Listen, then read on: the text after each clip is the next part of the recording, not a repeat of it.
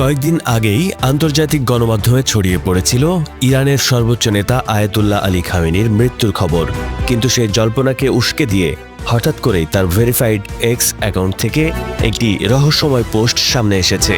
শুক্রবার ভোরে করা এই পোস্টে একটি শক্তিশালী ক্ষেপণাস্ত্রের ছবি এবং ফার্সি ভাষায় লেখা ছিল, খুররাম শাহর মুহূর্ত এখন দিগন্তে।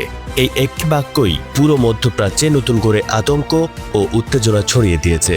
বিশ্লেষকরা প্রশ্ন তুলেছেন, খামেনি যদি সত্যি মারা গিয়ে থাকেন, তবে এই অ্যাকাউন্ট থেকে পোস্ট করছে কে?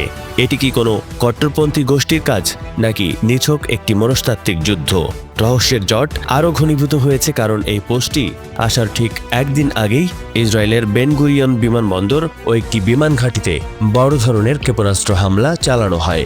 ধারণা করা হচ্ছে সেই হামলায় খুররাম শাহর 4 নামক শক্তিশালী ব্যালিস্টিক মিসাইল ব্যবহার করা হয়েছে, যা প্রায় 1800 কেজি ওজনের বিস্ফোরক বহনে সক্ষম।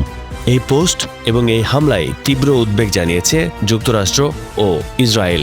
সামরিক বিশেষজ্ঞরা মনে করছেন এটি কেবল একটি প্রতীকী বার্তা নয়, বরং বড় কোনো সামরিক অভিযানের ইঙ্গিত হতে পারে।